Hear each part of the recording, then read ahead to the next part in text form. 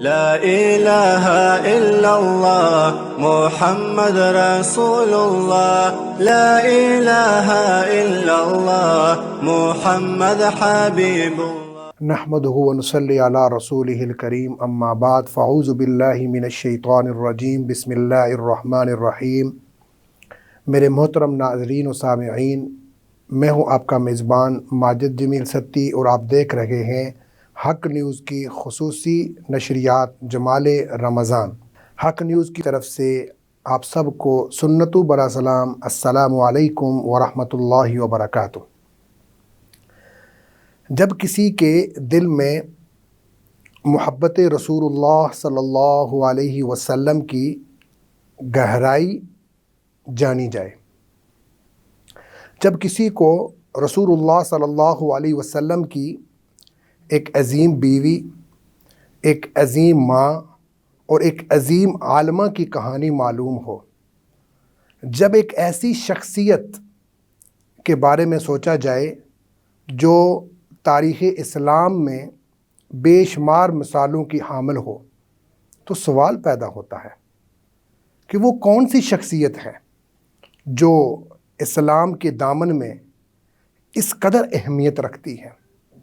وہ کون سی بیوی ہیں جنہیں رسول اللہ صلی اللہ علیہ وسلم کی صحبت کا خاص اعزاز حاصل تھا۔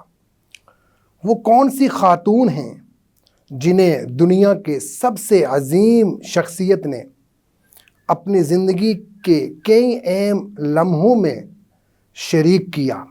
وہ شخصیت ہیں حضرت ام المؤمنین سیدہ عائشہ صدیقہ رضی اللہ تعالی عنہا۔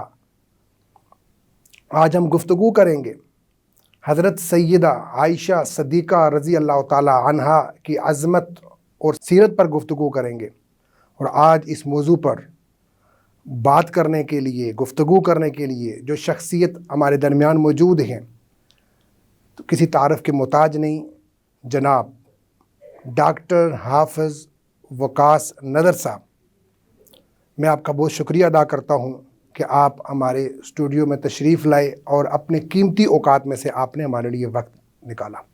اس کے ساتھ دوسرے دو مہمان ہیں، ثناءخواں ہیں، اللہ نے بہت پیاری آواز دی ہے اور بڑے دل کے ساتھ نعتیہ کلام پڑھتے ہیں۔ میری مراد جناب بلال محمود چشتی صاحب، آپ کا بھی سر بہت شکریہ کہ آپ نے بھی اپنے قیمتی اوقات میں سے وقت نکالا اور ہمارے پاس تشریف لائے۔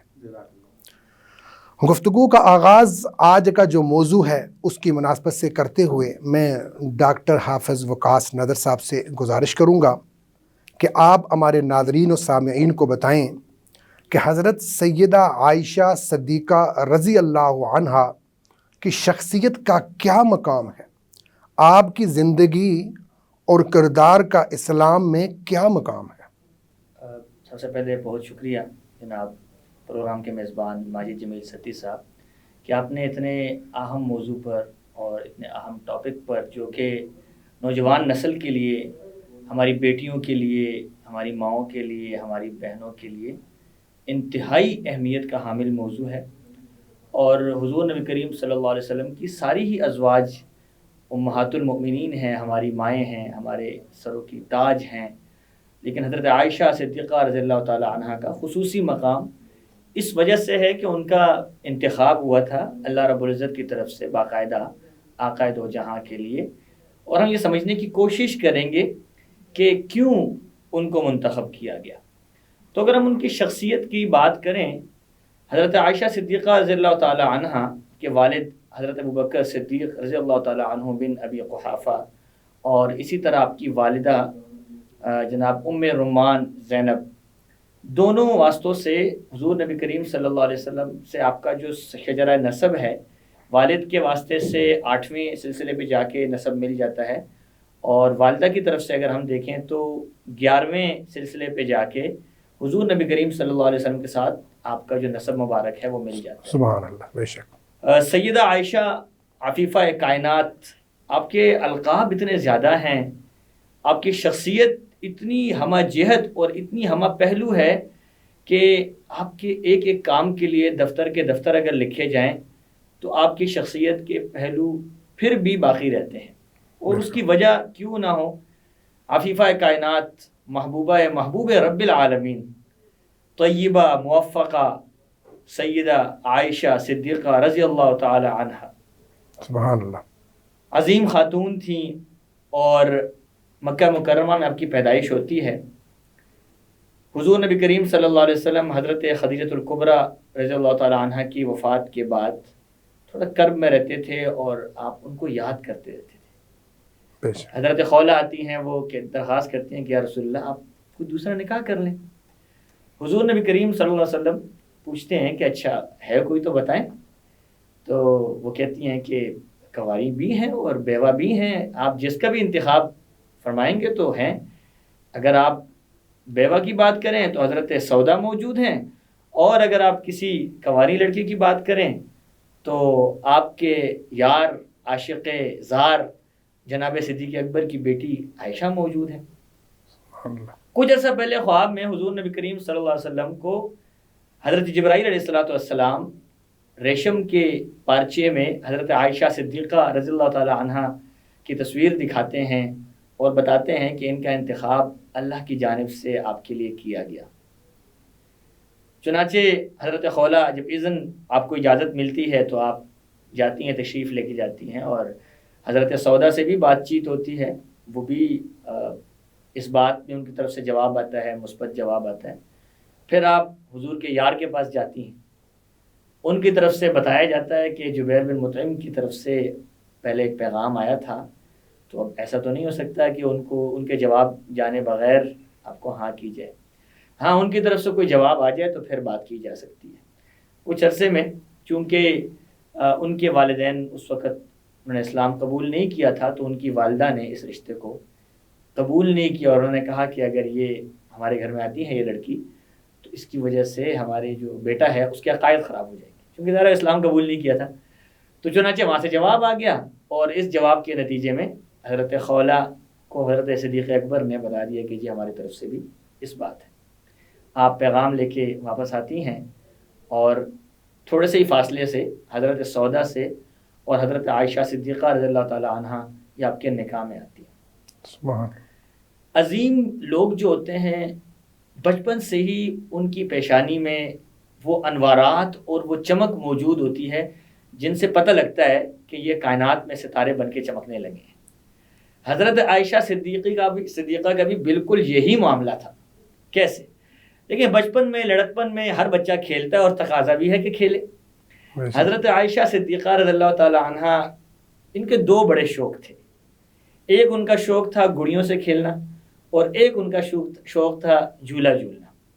تو آپ اپنی سہیلیوں کو لے کے گڑیاں کھیلتی رہتی تھی، حضور تشریف لاتے تھے تو ادب اور احترام کے اندر آپ فوراً ساری گڑیاں کو چھپا لیتی تھی، اور آپ کی سہیلیاں ادھر ادھر وہ بھاگ جاتی تھی، لیکن حضور نبی کریم صلی اللہ علیہ وسلم دوبارہ ان کو بلا کے آپ کے ساتھ کھیل میں مصروف کر دیا کرتی تھی، کیونکہ آپ کو بچوں کے ساتھ کھیل پسند تھا۔ اور جب آپ کا نکاح ہوتا ہے، 6 سال کی عمر ہوتی ہے، اور آپ کی رخصتی، یہاں تک کہ جب آپ کی رخصتی ہوتی ہے 9 سال کی عمر میں، اور اس میں کسی شش و پنج کی ضرورت نہیں ہے۔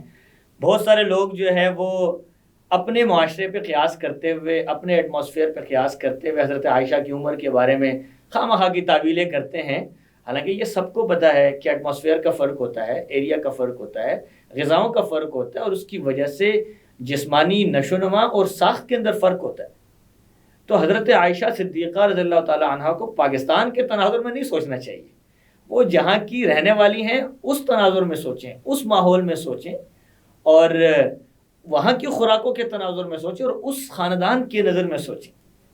چنانچہ جب آپ کی رخصتی ہوتی ہے تو اس وقت بھی آپ گڑیوں سے کھیل رہی ہوتی ہے، اور والدہ آپ کو بلاتی ہیں، اور پھر یہ سارا معاملہ ہوتا ہے۔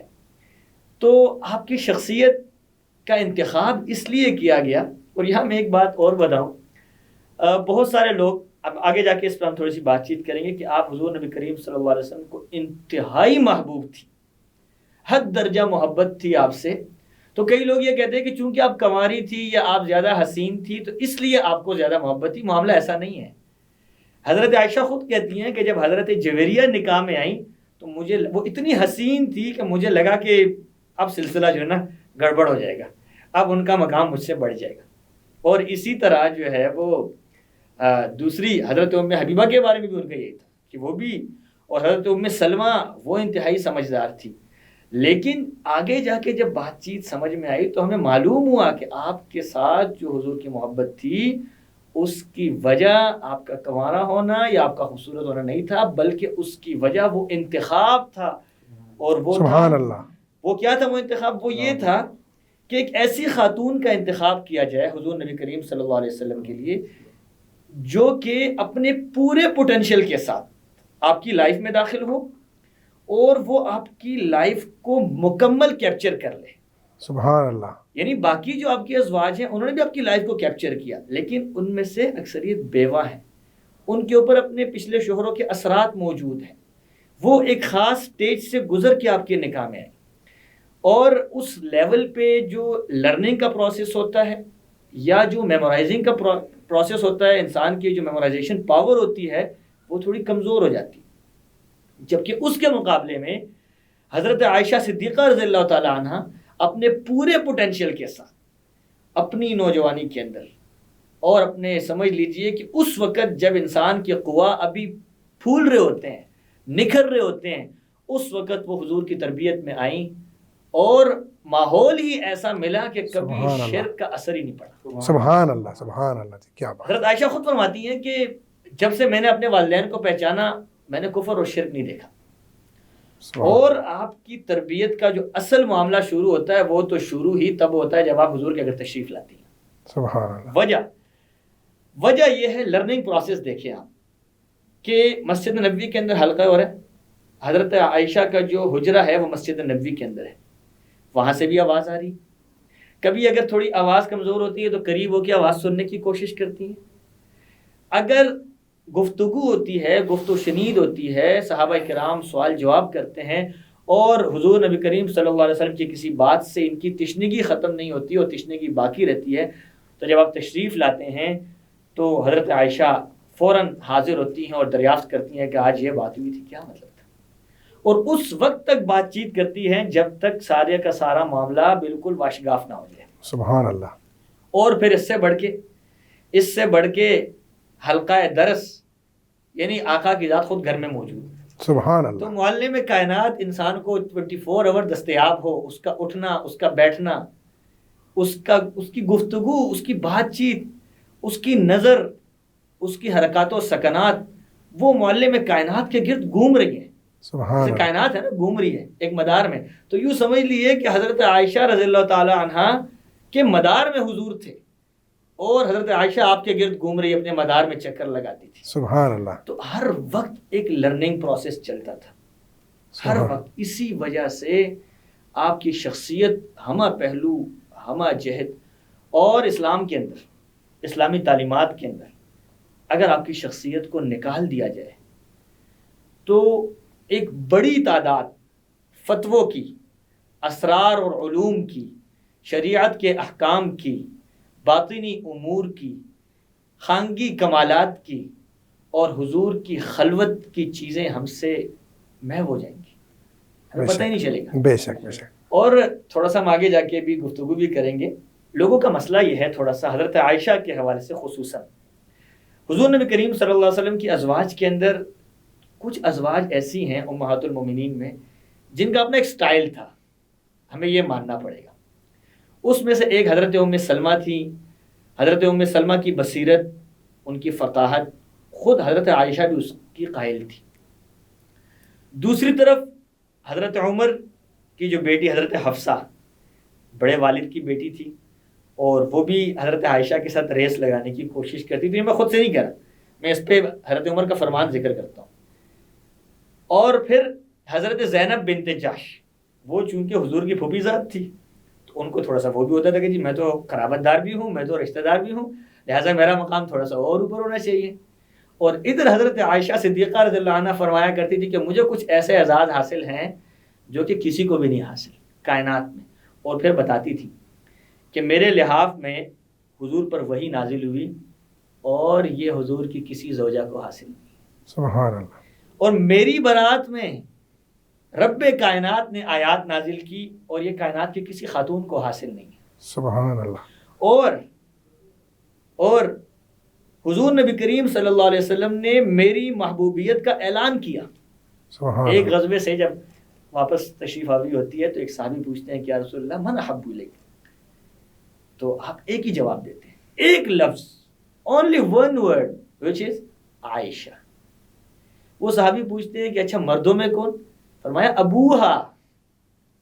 پھر بھی ان کا ذکر کیا. وہ ہے نا حضرت موسیٰ علیہ السلام سے پوچھا نا کہ آپ کے ہاتھ میں کیا ہے، تو جواب اتنا کافی تھا کہ عصا ہے. انہوں نے کہا نہیں عصا ہے، میں اس سے بکریوں کو جو ہے وہ چراتا ہوں، میں اس سے پتے جھاڑتا ہوں. کیونکہ بات محبوب سے ہو رہی تھی تو بات لمبی کی جائے. تو حضرت عائشہ کے بارے میں جب پوچھا کہ بھائی من احب الیک، آپ نے فرمایا عائشہ. پوچھا مردوں میں کون بہتر؟ فرمایا ابوہا. یہ بھی کہہ سکتے تھے کہ ابو بکر صدیق. فرمایا ابوہا، نسبت وہیں پر کی. سبحان اللہ.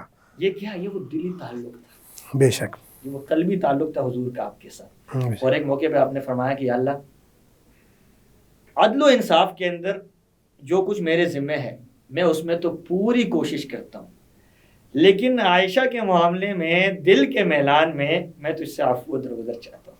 سبحان اللہ. اور اس کی وجہ کیا ہے میں تھوڑا سا آگے جا کے بتاتا ہوں.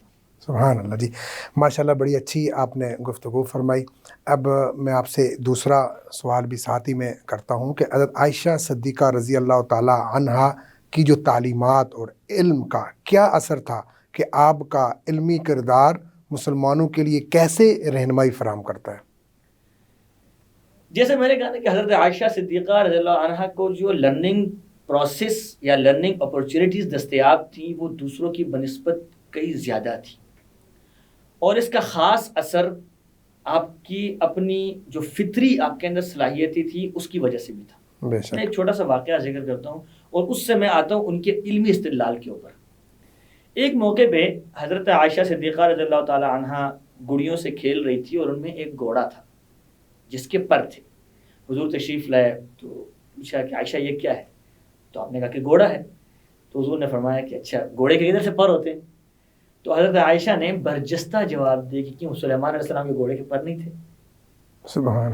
یہ وہ ان کی حاضر جوابی تھی اور ان کی ذہانت اور فطانت تھی جس کی وجہ سے اللہ نے ان کا انتخاب کیا تاکہ حضور کی ساری زندگی ایک ایسے کیمرے کے اندر کیپچر ہو جائے کہ کوئی پہلو اس سے غائب نہ رہے. سبحان اللہ. چنانچہ جب آپ حضور نبی کریم صلی اللہ علیہ وسلم کی موجودگی میں بھی خواتین کے جو مسائل ہوتے تھے آپ ایک برج کا کام کرتی تھی.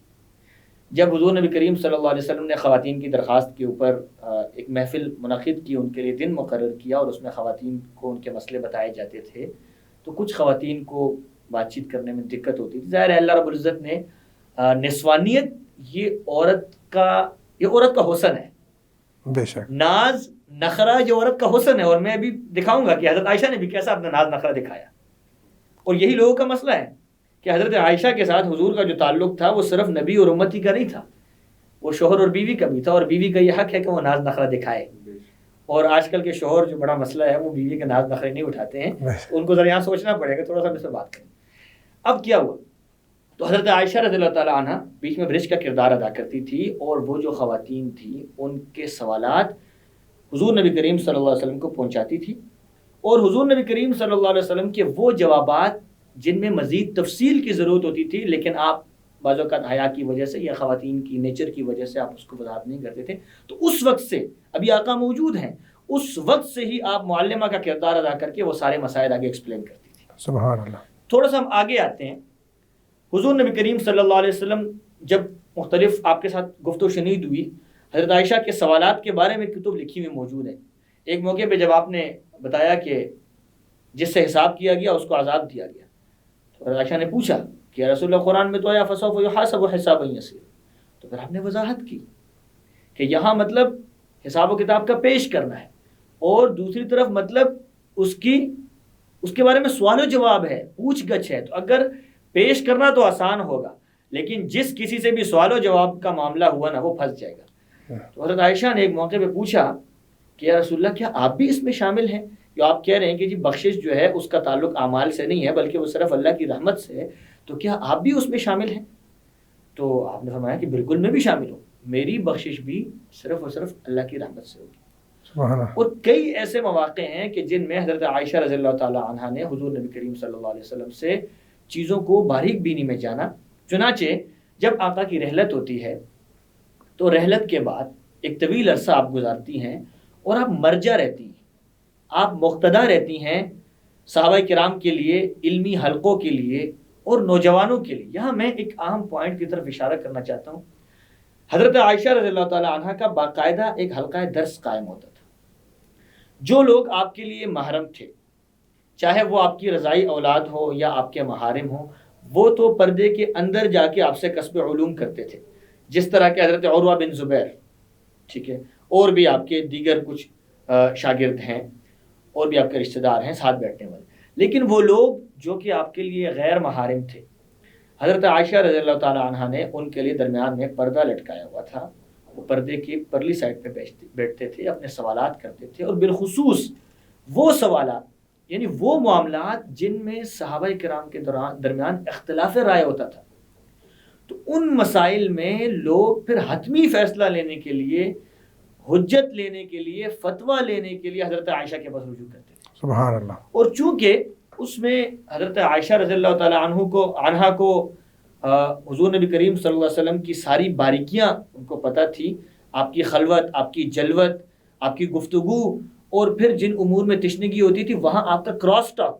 کئی مواقع ایسے ہیں کہ جن میں حضرت صدیق اکبر کو یہ لگتا تھا کہ اب اس وقت عائشہ جو ہے وہ لمٹ کراس کر رہی ہیں، اور آپ آنکھیں نکال دیتے۔ اور ایک دفعہ تو ایسا ہوا کہ کوئی بات چیت چل رہی تھی، کوئی بحث مباحثہ حضور سے آپ فرما رہی تھی، تو حضرت صدیق اکبر آپ کی طرف، یعنی آپ کو روکنے کے لیے اٹھے تھوڑا سا جلدی میں، تو حضور نے آپ کو بچایا، اور بعد میں فرمایا بھی جب چلے گئے، فرمایا عائشہ میں نے کیسے تمہیں بچایا، ٹھیک ہے۔ تو اب کیا تھا، فتوے کے لیے لوگ آتے تھے، اور حضرت عائشہ رضی اللہ تعالی عنہا باقاعدہ فتویٰ دیا کرتی تھی، سبحان اللہ۔ باقاعدہ آپ مسائل کا فتویٰ دیتی تھی۔ جس طرح کہ ایک معروف آپ نے سنا ہوگا آگ سے پکی ہوئی چیزوں کے بارے میں وضو کا ٹوٹنا، جس میں حضرت ابو ہریرہ رضی اللہ تعالیٰ عنہ کی ایک الگ رائے ہے، اس پر حضرت عائشہ رضی اللہ تعالیٰ عنہ نے باقاعدہ تفصیل بیان کی کہ یہ اس طرح نہیں بلکہ اس طرح ہے۔ اسی طرح جب کچھ لوگوں نے، کچھ صحابہ کرام میں سے بعض لوگوں نے جب یہ کہا کہ نحوست جو ہے وہ ان 3 چیزوں میں ہے، گھر، سواری اور عورت، تو اس میں حضرت عائشہ نے وضاحت کی کہ کبھی بھی حضور نبی کریم صلی اللہ علیہ وسلم نے ایسا نہیں فرمایا، بلکہ آپ نے یہ فرمایا تھا کہ مشرکین ان میں نحوست سمجھتے ہیں، اللہ نے کسی میں بھی نحوست نہیں رکھی۔ اور ایک موقع پہ جب خواتین کو کلاب اور حمار کے ساتھ ملایا گیا، تو اس موقع پر بھی آپ نے کہا کہ حیرت ہے تم لوگوں کے اوپر کہ تم لوگوں نے ہمیں کلاب کے ساتھ ملا دیا، تم لوگوں نے ہمیں حمار کے ساتھ ملا دیا، جبکہ حالت یہ تھی کہ حضور نبی کریم صلی اللہ علیہ وسلم نماز پڑھتے تھے اور میں سامنے لیٹی ہوتی تھی، اور جب حضور سجدہ فرماتے تھے تو مجھے ہاتھ لگاتے تھے، میں اپنے پاؤں سمیٹ لیتی تھی، آپ سجدہ کرتے تھے اور پھر میں پاؤں بچھا لیتی تھی۔ تو حضور تو ہمیں اپنے سامنے رکھتے تھے، اور آپ جو ہے وہ خواتین کا مقام کم کرتے ہیں۔ یعنی کئی ایسے مسائل، ایسے فتاوی، ایسے استفتاء جن کے اندر صحابہ کرام کے درمیان اختلاف رائے ہوتا تھا، حضرت عائشہ صدیقہ رضی اللہ تعالی عنہا اس میں جو ہے ایک حتمی اور حجت بن کے دلیل دیتی تھی۔ مسجد کا جو معاملہ آپ کے سامنے، حضرت عمر فاروق رضی اللہ تعالی عنہ کو جب بلا کر آپ نے خود فرمایا کہ فتنہ بہت بڑھ گیا ہے، خواتین کے لیے تحفظ کے مسائل ہیں، ابھی ان کو مسجد سے تھوڑا سا حالات تبدیل کر دیں ان کے لیے، حضرت عمر نے کہا کہ جی آقا کے زمانے میں خواتین بلا روک ٹوک کے مسجد آتی تھی تو ہم کیسے؟ تو آپ نے یہی فرمایا تھا کہ میں آقا کی زوجہ ہوں، میں حضور کی زوجہ ہوں، اور میں ان کے مزاج کو سمجھتی ہوں، اگر وہ ان فطروں کو دیکھ لیتے تو آپ بھی خواتین کے لیے احکام کو تھوڑا سا تبدیل کر دیتے۔ سبحان اللہ جی، ماشاءاللہ بڑی پیاری گفتگو آپ فرما رہے ہیں۔ گفتگو کا سلسلہ انشاءاللہ جاری رہے گا۔ ہم اپنے دوسرے مہمان جناب بلال محمود چشتی صاحب کی طرف چلتے ہیں کہ وہ اپنا کلام پیش کریں۔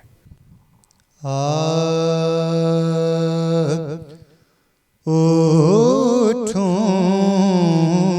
تو لحد سے رخ انور نظر آئے،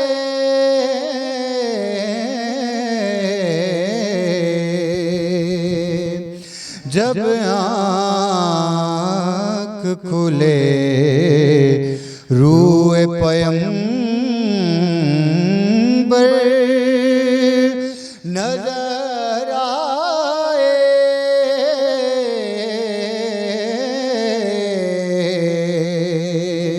جب آنکھ کھلے روح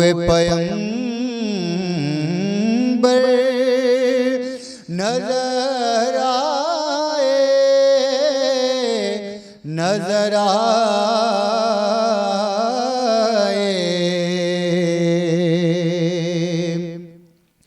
یا رب مجھے کونین کا محور نظر آئے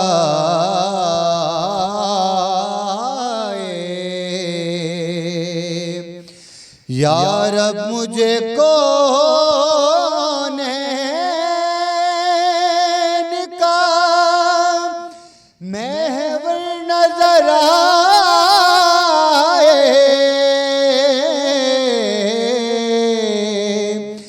یا رب مجھے کونین کا محور نظر آئے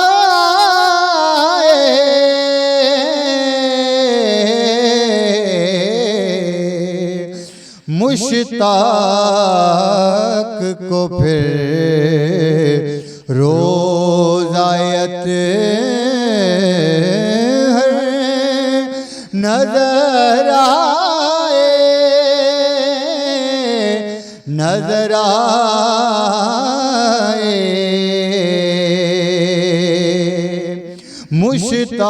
مشتاق کو پھر روز آیت ہر نظر آئے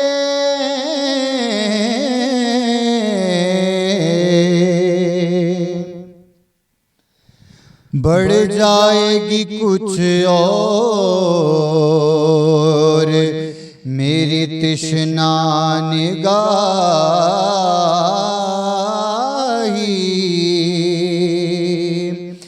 بڑھ جائے گی کچھ اور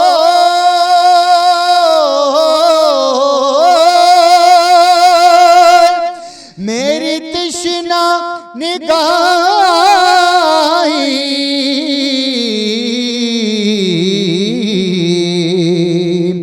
جب ساقی کوثر لب کوثر نظر آئے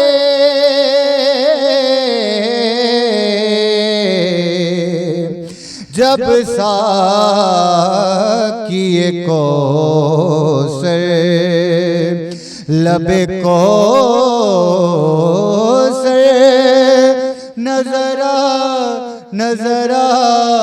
نظر آئے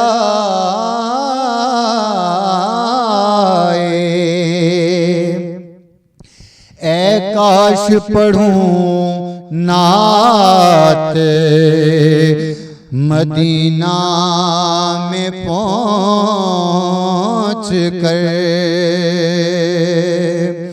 اے کاش پڑھوں نعت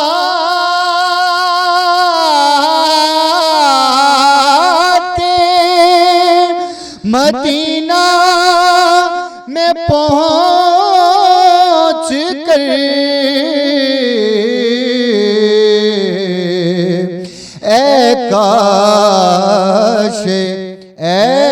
کاش در شاہ پر مظہر نظر آئے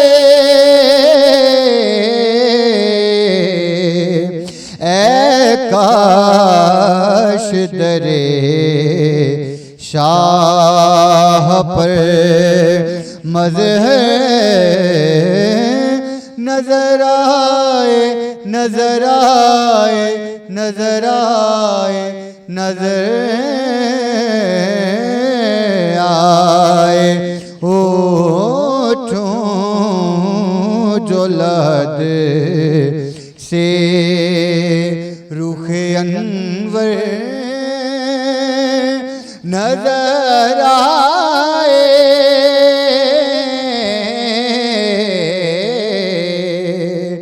جب آنکھ کھلے روئے پیمبر نظر آئے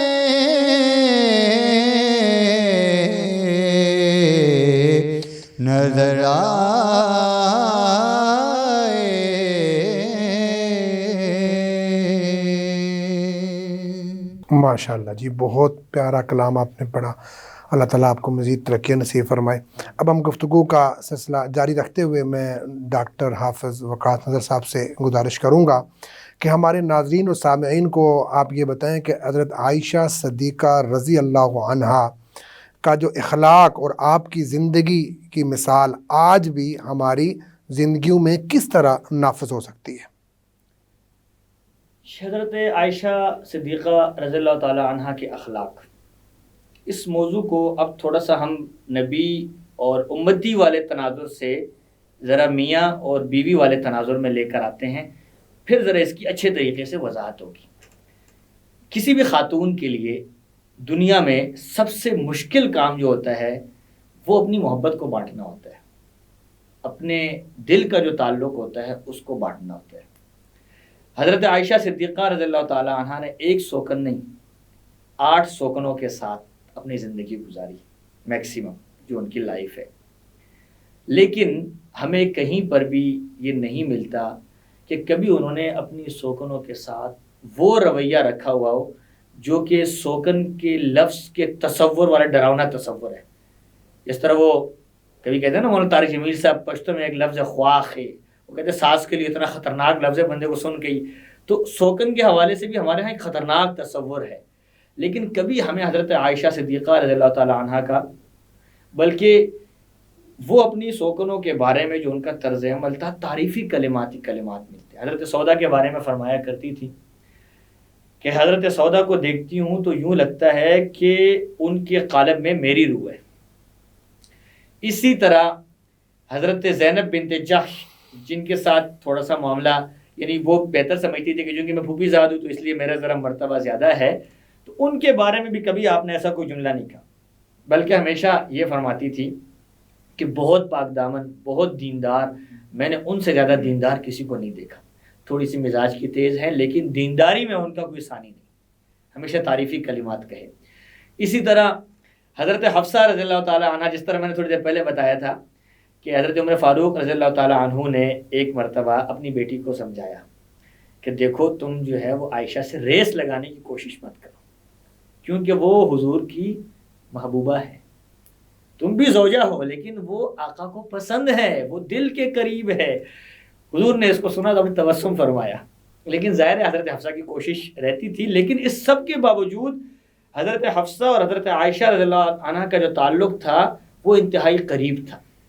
حضرت صفیہ جو کہ خیبر کی رئیس زادی تھی، قد بھی تھوڑا سا چھوٹا تھا، تو ایک موقع پہ حضور نبی کریم صلی اللہ علیہ وسلم کے سامنے آپ نے ان کا تذکرہ کیا کہ وہ تو چھوٹے قد والی ہیں، تو آپ نے منع فرمایا، نے فرمایا کہ تم نے ایسی بات کر دی ہے کہ اگر اس کو سمندر میں بھی ملا لیا جائے تو وہ کافی ہے۔ ہم ناگواری کا اظہار فرمایا کہ ایسا مت کہو۔ اور آپ نے ایک موقع پہ، چونکہ حضرت صفیہ جب ان کی رخصتی ہوئی اور تشریف لا رہی تھی تو وہ ہودج سے گر گئی تھی، تو وہاں ہمارے ہاں خواتین میں آج بھی یہ ہے کہ یہ نیک شگون اور بد شگون یہ بہت عام ہے، یہ عرب معاشرے میں بھی تھا۔ تو حضرت صفیہ کے حوالے سے لوگوں نے یہ کہنا شروع کر دیا تھا کہ چونکہ یہودی خاندان سے ہیں تو اس لیے آتے ساتھ ہی یہ معاملات پیش آئیں۔ تو حضرت عائشہ سے حضور نے پوچھا، وہ بھی اس مجلس میں دیکھنے گئی تھی، تو آپ نے بعد میں پوچھا کہ ہاں کیسی لگی، تو انہوں نے کہا یہودی ہیں، تو حضور نے منع فرمایا کہ ایسا مت کہو، بلکہ وہ مسلمان ہو چکی، اور ان میں سے ایک بات بھی آپ کو ناگوار نہیں گزری کبھی کہ آپ نے آقا سے آگے سے کوئی مزاحمت کی ہو۔ ہاں کبھی کبھی اپنا ناز نخرہ دکھاتی تھی، اور وہ ان کا حق تھا، وہ ان کا حق تھا۔ مثال کے طور پہ ایک موقع پہ حضور نبی کریم صلی اللہ علیہ وسلم نے فرمایا کہ عائشہ، آپ کبھی کبھی یا عائشہ کہہ کے بلاتے تھے، تو آپ نے فرمایا کہ عائشہ مجھے پتہ لگ جاتا ہے کہ تم مجھ سے ناراض ہو یا راضی ہو۔ تو انہوں نے پوچھا کہ کیسے پتہ لگتا ہے آپ کو؟ تو آپ نے فرمایا کہ جب تم مجھ سے راضی ہوتی ہو نا تو پھر تم کہتی ہو رب محمد کی قسم کھاتی ہو، اور جب تم مجھ سے ناراض ہوتی ہو نا تو پھر تم کہتی ہو میں ابراہیم کے رب کی قسم کھاتی ہوں۔ لیکن آپ یہ دیکھیں کہ یہ سارا کچھ کیا ہے، اس پورے تناظر کے اندر کہیں بھی بدتمیزی، بے احترامی، بد اخلاقی، چغل خوری، غیبت، نیچا دکھانا، جس طرح ہمارے ہاں ہوتا ہے سوکن ایک دوسرے کے لیے کھڈے کھودتی، نہیں، کبھی بھی ایسا نہیں ہوا، کبھی بھی ایسا نہیں ہوا۔ بلکہ کئی معاملات ایسے ہوئے کہ جب ازواج مطہرات کے آپس میں تھوڑے سے معاملات گڑبڑ ہوتے تھے اور وہ سمجھتی تھی کہ اب ذرا حضور نبی کریم صلی اللہ علیہ وسلم ہم سے تھوڑے ناراض ہیں، تو آپ ازواج مطہرات بھی آپ کو اپنا سفارشی بنا کے پیش کرتی تھیں آپ کے اخلاق کی وجہ سے. حضور کی بیٹیوں میں سے حضرت فاطمہ ظاہر آپ کی موجودگی میں رہیں، آپ کی موجودگی میں ان کی رخصتی ہوئی. حضرت فاطمہ رضی اللہ عنہ کے ساتھ کبھی آپ کا کوئی اختلاف نہیں آیا. حضرت فاطمہ رضی اللہ تعالیٰ عنہ جب گھر میں اپنے کام کرتی تھی، شروع میں ان کے پاس کام کاج کے لیے لوگ نہیں تھے، ان کو تکلیف ہونے لگی، ہاتھوں میں تھکاوٹ دکن، تو انہوں نے آ کے آقا سے درخواست کرنی تھی کہ مجھے کام کے لیے تھوڑا سا کوئی معاون اگر مل جائے. تو حضور اس وقت تشریف فرما نہیں تھے. آپ جانے لگی تو آپ نے اپنی اماں حضرت عائشہ کو اپنا وکیل بنایا. سوتیلی ماں تھی، وہ سوتیلی بیٹی ہیں، لیکن اخلاق کا عالم دیکھیں کہ بیٹی کا اتنا کانفیڈنس ہے کہ وہ ان کو وکیل بنا رہی ہیں کہ جب آقا تشریف لائیں، بابا تشریف لائیں تو آپ نے جو ہے وہ بات بتانی میری سفارش کرنی ہے. اور پھر آپ بغور جائزہ دیکھیں کہ سوتیلی بیٹی کو اتنی اہمیت دی حضرت عائشہ نے. یہ اخلاق ہی ہے نا، ورنہ آج تو سوتیلی اولاد کو لوگ کتنے کیس آتے ہیں ہمارے سامنے کہ جی وہ سوتیلے بچے کو ماں باپ نے مار دیا، ماں نے مار دیا، باپ نے مار دیا، ان کے اوپر ظلم ہو رہا ہے. یہاں عالم یہ ہے کہ حضرت عائشہ رضی اللہ تعالیٰ عنہ حضرت فاطمہ کی چال چلن کے بارے میں کہتی تھی کہ حضور کی کاپی ہے. یعنی آپ اندازہ لگائیں کہ وہ سوتیلی بیٹی ہے لیکن کبھی کوئی رنجش نہیں رکھی اور ان کو کمپیریزن کرتی تھی، اور آپ فرماتی تھی کہ ان کو دیکھ کے آقا جو ہیں وہ سامنے آتے ہیں، چال کی کاپی ہے. پھر ایک موقع پہ آپ دیکھیں کہ ایک یہودی، ایک منافق تھا، اس نے آ کے، یہودی تھا لیکن منافق تھا وہ اصل میں، اس نے آ کے سلام کرنے کی کوشش کی لیکن بدوائیہ انداز میں کی. تو حضرت عائشہ کو تو حضور سے عشق تھا نا، آپ تو ہر وقت جان نچھاور کرنے کے لیے تیار ہوتی تھی. تو جب اس نے السلام علیکم کہا تو حضور نے صرف وعلیکم فرمایا. تو حضرت عائشہ نے تھوڑا سا اس کو غصہ آیا، آپ کو کہ علیکم السلام واللعنہ، کہ تمہارے اوپر لعنت بھی ہو. تو حضور نے منع فرمایا کہ عائشہ نرمی اختیار کرو، اللہ کو نرمی پسند ہے. اور بڑی نرمی آپ رکھتی تھی اپنے مزاج کے اندر، اپنی چیزوں کے اندر، اپنے ساتھ کی سوکنوں کے ساتھ، بچوں کے ساتھ، اپنے شاگردوں کے ساتھ، صحابہ کرام کے ساتھ بہت نرمی رکھتی تھی. ایک موقع پہ اونٹ پہ سفر کر رہی تھی، ایک غزوے میں حضرت حفصہ بھی ساتھ تھی. تو اس سفر میں یہ تھا کہ حضور نبی کریم صلی اللہ علیہ وسلم جو ہے وہ حضرت عائشہ کے پاس تشریف لاتے تھے محمل میں، جو مقام پہ تو آپ نے باریاں لگائی ہوئی تھی. پھر سفر پہ جانے کے لیے قرہ نکلتا تھا، تو قرے میں اس دفعہ ان دونوں کا نام آیا، حضرت حفصہ کا نام بھی آیا اور حضرت عائشہ کا نام بھی آیا، دونوں ساتھ تھی. لیکن حضور کی عادت یہ تھی کہ آپ حضرت عائشہ کے محمل میں تشریف لاتے تھے. تو حضرت حفصہ نے ایک دن کہا کہ عائشہ اس طرح کرو، آج اونٹ تبدیل کرتے ہیں. اب دیکھو نا، وہ میں کہا نا کہ عورت محبت میں شراکت نہیں برداشت کرتی ہے، وہ اس کی فطرت ہے، وہ نسوانیت ہے، اور یہ اس کا حسن ہے، یہ اس کا حسن ہے، یہ کوئی عیب نہیں ہے. یہ کوئی ایسا نہیں کہ جی وہ امتی جو ہے وہ نبی کے ساتھ مقابلہ کر رہا، نہیں، وہ حضور کی زوجہ ہیں، ان کو حق ہے ناز نخرے کا. تو حضرت حفصہ نے اونٹ تبدیل کروایا. حضور نبی کریم صلی اللہ علیہ وسلم جو ہے وہ اپنی اس کے مطابق تشریف لایا گیا حضرت حفصہ. حضرت عائشہ انتظار کرتی رہی. ظاہر ہے وہ تو آپ وہاں تشریف لے جا چکے تھے. کافی دیر جب گزر گئی تو فرمانے لگی کہ اب میں کچھ نہیں کہہ سکتی ہوں، بس اللہ کرے کہ مجھے ہی بچھو ڈس لے، کہ مطلب خبر آپ کو پہنچے اور آپ میرے پاس. لیکن آپ دیکھیں نا کہ یہاں پر بھی یعنی حضرت حفصہ نے ایک قسم کی ایک ترتیب بنائی ان کے لیے، لیکن منہ سے کچھ بھی نہیں نکالا، برداشت کیا. یہ اخلاق ہے ان کا. سبحان اللہ. سوتن کو بھی اس طریقے سے برداشت کرنا، اس سے بڑھ کے کیا اخلاق ہو سکتا ہے. بے شک جی، آپ نے بہت پیاری آپ گفتگو فرما رہے ہیں. تو آج آخری میرا سوال آپ سے یہ ہے کہ حضرت عائشہ صدیقہ رضی اللہ تعالیٰ عنہ کی جو زندگی ہے اس کا آپ نے مختصر جائزہ لیا. تو جو آج کل کی جو نوجوان نسل ہے، نوجوان بچیاں ہیں، ان کے لیے آپ کیا کہتے ہیں کہ کیا اقدامات کرنے چاہیے کہ ان کی سیرت جو ہے، ازواج مطہرات کی سیرت یا ایسی جو شخصیات ہیں ان کی سیرت جو ہے نا آج کل کی جو عورتیں ہیں، خواتین ہیں، ان کے اندر جو ہے وہ آ جائیں اور ان کی سیرت اپنا کر ایک کامیاب زندگی گزار سکیں؟ میں تو ایک جملہ کہوں گا کہ عفیفہ کائنات کی سیرت کو اپنا لو، رب ذوالجلال اس کارخانہ عالم کی نہریں آپ پر کھول دے گا. سبحان اللہ. یہ میرا مختصر جملہ ہے، اور اب میں اس کو تھوڑا سا تفصیل میں لے کے جاتا ہوں. حضرت عائشہ رضی اللہ عنہ کی حیثیت بطور بیٹی بھی ہمارے سامنے ہے، بے شک. بطور بہن بھی ہمارے سامنے ہے، بے شک. بطور زوجہ بھی ہمارے سامنے ہے، بطور معلمہ بھی ہمارے سامنے ہے، بطور مفتیہ بھی ہمارے سامنے ہے، اور بطور حکیمہ و طبیبہ و فقیہہ بھی ہمارے سامنے ہے. بے شک. اب کرنے کی کیا ضرورت ہے؟ مجھے یہ دیکھنا ہے جو بھی میری ماں بہن بیٹی وہ اپنی پوزیشن کو دیکھے کہ میں اس وقت کس پوزیشن میں ہوں، اور وہ اس تناظر میں حضرت عائشہ کا مطالعہ کرے. اور میں یہاں پہ ایک چیز بتاؤں، یوتھ نہیں ہے، یوتھ نوجوان نسل جس کو ہم کہہ رہے ہیں، یہ وہ اثاثہ ہے کہ جس کو ہمیشہ جس قوم نے اہمیت دی وہ قوم کامیاب رہی. بے شک. اور یہ میں آج کی ماڈرن ٹیکنالوجی کی بنیاد پہ نہیں کہہ رہا. حضرت عائشہ صدیقہ رضی اللہ تعالی عنہا یوتھ کے لیے، نوجوانوں کے لیے الگ سے محفل منعقد کرتی تھی، ان کی تربیت کرتی تھی، ان کے کنڈکٹ کو بہتر کرنے کی کوشش کرتی تھی، ان کی پرسنالٹی کو ڈیولپ کرنے کی کوشش کرتی تھی الگ سے. یعنی جو آپ کا فتوے کا سلسلہ تھا وہ تو الگ تھا، جو آپ کا تدریس کا سلسلہ تھا وہ الگ تھا، لیکن جو نوجوان نسل ہوتی تھی ان کو اسپیشلی ان کے لیے الگ سے سیشنز کا انعقاد کرتی تھی حضرت عائشہ.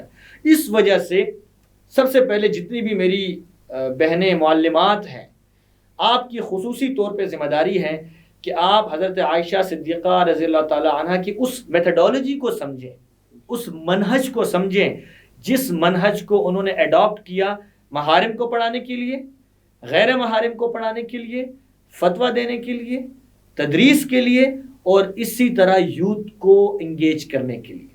یہ بطور معلمہ یہ آپ کی ذمہ داری ہے.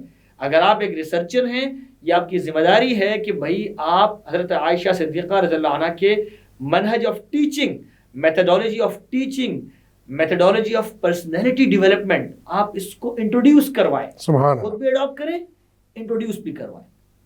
اب اگر آپ بیٹی ہیں، آپ ابھی چھوٹی ہیں، یعنی ہم تھوڑا سا اور بچپنے میں آتے ہیں، لڑکپن میں آتے ہیں، تو میں اپنی بیٹیوں سے یہ کہوں گا کہ ہم آپ کو گڑیا گڑیا کھیلنے سے منع نہیں کرتے ہیں، گڑیا گڑیا کھیلو، لیکن اس طریقے سے کھیلو جس طریقے سے محبوب کائنات کی محبوبہ کھیلتی تھی.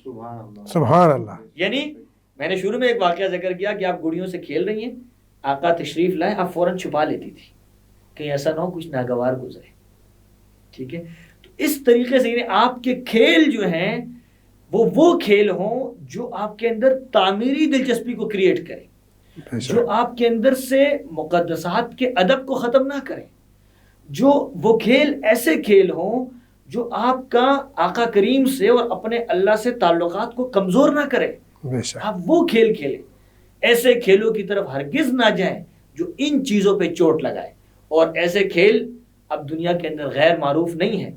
مجھے تو بہت زیادہ گیموں کے نام یاد نہیں ہے کیونکہ میں نے کھیلے نہیں ہیں، لیکن جو لوگ بتاتے ہیں وہ یہ بتاتے ہیں کہ اب ایسی گیمیں وجود میں آ گئی ہیں جن کے اندر آپ کو ٹارگٹ کے طور پہ مقدسات کے نام دیے جاتے ہیں اور مقامات دیے جاتے ہیں کہ آپ نے ان کو ہٹ کرنا ہے. میں ریکویسٹ کروں گا، میں درخواست کروں گا کہ میری بیٹیوں بچ جاؤ، اس سے بچ جاؤ.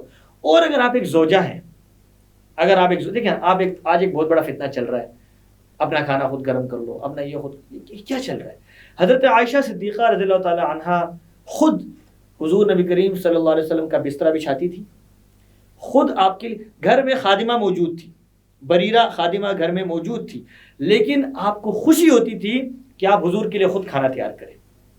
آپ کو خوشی ہوتی تھی کہ آپ حضور کے جسم کو خود خوشبو لگائیں. آپ کو خوشی ہوتی تھی کہ آپ آقا کے بالوں کو خود کنگھی کریں. ایون کہ ایک موقع پہ تو اعتکاف میں بھی بالوں کو کنگھی کیا آپ نے. آج اگر کوئی شوہر اپنی بیوی سے یہ کہہ دے کہ میرے بالوں پہ کنگھی کرو، تو بیوی کہتی ہے خیر تو ہے، آج آپ کہاں سے آ رہے ہیں، کوئی خیریت تو ہے. تو بھائی حضرت عائشہ صدیقہ رضی اللہ تعالیٰ عنہ نے یہ کیا سارا کچھ.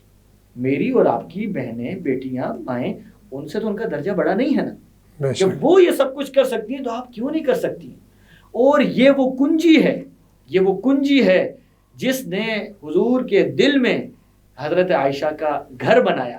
اور میں آپ ایک چیز اور کہوں گا، ایک طرف نبی ہیں، ایک طرف امتی ہیں، لیکن میاں بیوی کے تعلق کے اندر ایک دوسرے کے اوپر کاؤنٹر کا بھی خیال رکھا، ایک دوسرے کی عبادات کا بھی خیال رکھا، دونوں نے رکھا. ایک موقع پہ جب حضور نے ایلا فرمایا تھا کہ میں پورا مہینہ جو ہے وہ ازواج کے قریب نہیں آؤں گا، تو اس مہینے ظاہر ہے جو اسلامی مہینہ تھا وہ 29 دنوں کا تھا اور آپ 30ویں تاریخ کو نیچے آئیں.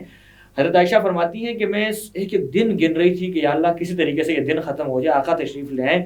دل ان کا جو ہے ٹکڑے ٹکڑے ہو رہا تھا. لیکن جب حضور 30ویں دن تشریف لائے تو باوجود یہ کہ مشتاق تھی زیارت کی، لیکن انہوں نے کہا ایسا نہ ہو کہ آپ نے جو قسم اٹھائی ہے اس کی خلاف ورزی ہو. تو انہوں نے خود یاد دلایا کہ یا رسول اللہ آپ نے تو فرمایا تھا کہ میں مہینہ قریب نہیں آؤں گا, تو آپ تو 30ویں دن آ رہے ہیں, ابھی تو مہینہ پورا نہیں ہوا.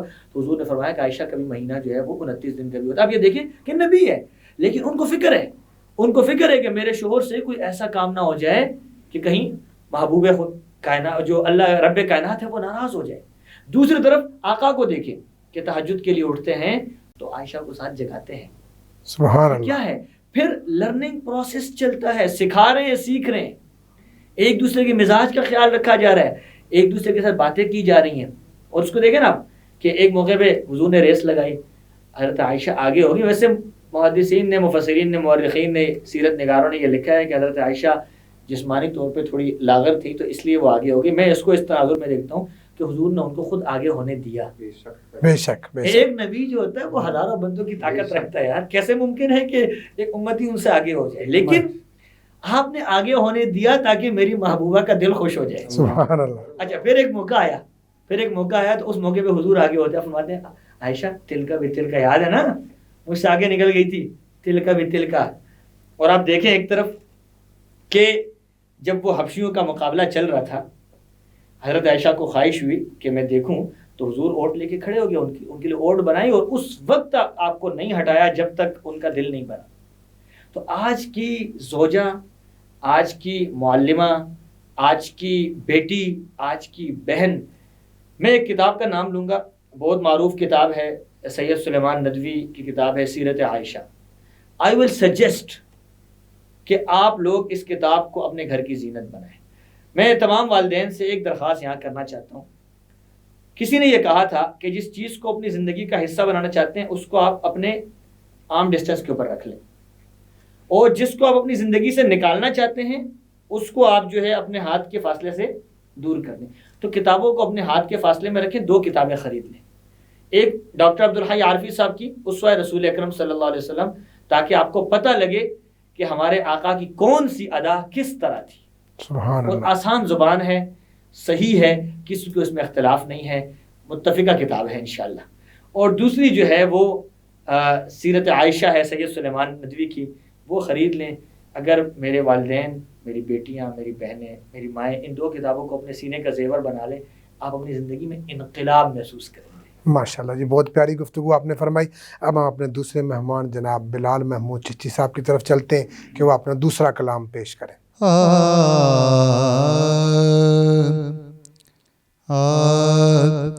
اے حبیب خدا,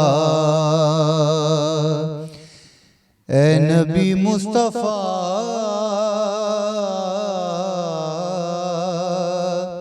اے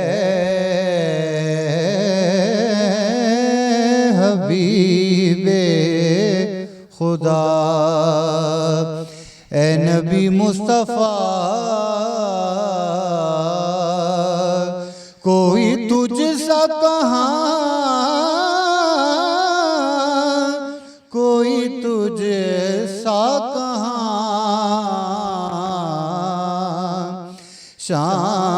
شان کیسے لکھوں, ہے میرے بس میں کیا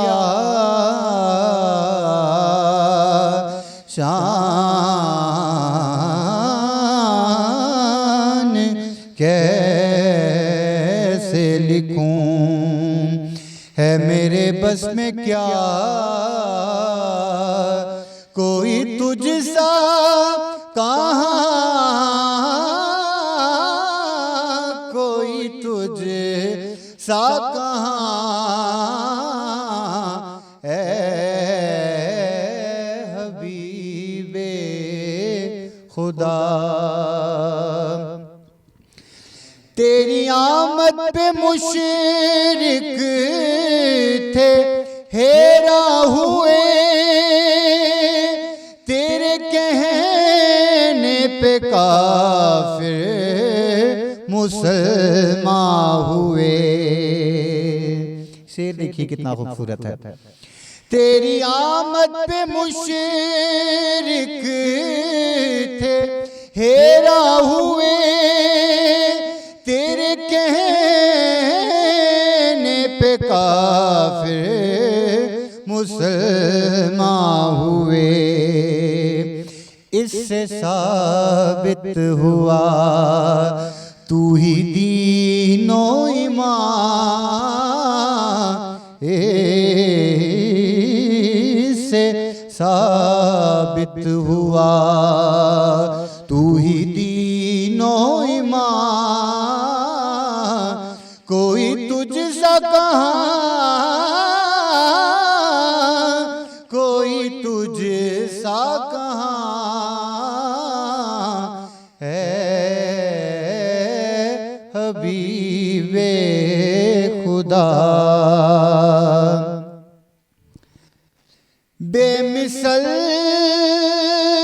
دنیا میں تیرا نور چمن، بھائی حیدر تو بیٹے حسین و حسن، بے مثل دنیا میں تیرا نور چمن، بھائی حیدر تو بیٹے حسین و حسن، تیری نسلوں کی وارث ہے خیر النساء، تیری نسلوں کی وارث ہے خیر النساء، کوئی تجھ سا کہاں،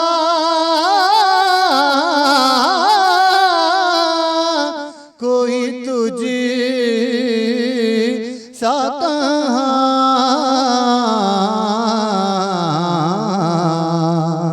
ہے حبیب خدا،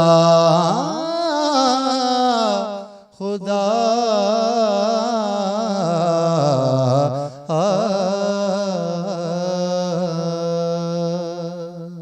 ماشاءاللہ جی، بلال محمود چشتی صاحب، آپ نے بھی بہت پیارے کلام پڑھے، دونوں کلام آپ کے بہت پیارے تھے، انداز بڑا پیارا تھا، اور جو آپ نے بڑے اچھے انداز میں پڑھے۔ اللہ رب العزت آپ کو مزید ترقیاں نصیب فرمائے، اور آپ کا بہت بہت شکریہ کہ آپ نے جو اپنے قیمتی اوقات میں سے ہمارے لیے وقت نکالا۔ اس کے ساتھ ہمارے دوسرے مہمان جناب ڈاکٹر حافظ وقاص نظر صاحب، آپ کا بھی سر بہت شکریہ کہ آپ نے اپنے قیمتی اوقات میں سے ہمارے لیے وقت نکالا، اور آج کا جو ٹاپک تھا، اس ٹاپک پر آپ نے انتہائی جامع معنی انداز کے اندر حضرت عائشہ صدیقہ رضی اللہ تعالیٰ عنہا کی سیرت کو جو ہے وہ بیان کیا۔ اللہ رب العزت آپ کو مزید ترقیاں نصیب فرمائے۔ ناظرین کرام، آج کا جو ہمارا یہ پروگرام کا وقت ہے وہ ختم ہوا چاہتا ہے۔ آج جیسے ڈاکٹر حافظ وقاص نظر صاحب نے بڑے مدلل اور جامع انداز میں حضرت سیدہ عائشہ صدیقہ رضی اللہ تعالیٰ عنہا کی سیرت کو بیان کیا، ہمیں اس کے حوالے سے سوچ کر، اس سیرت کو پڑھ کر جو ہے اس کو اپنی زندگی کا حصہ بنانا ہے، اپنی بیٹیوں کو جو ہے نا حضرت عائشہ صدیقہ رضی اللہ تعالیٰ عنہا کی جو سیرت ہے اس کے مطابق اپنی بیٹیاں ہیں تو ان کو ان کی تربیت کرنی ہے۔ اللہ رب العزت سے دعا ہے کہ اللہ رب العزت مجھے آپ کو ہم سب کو دین اسلام کے اوپر عمل کرنے کی توفیق عطا فرمائے۔ وآخر دعوانا ان الحمدللہ رب العالمین، والسلام، اللہ نگہبان۔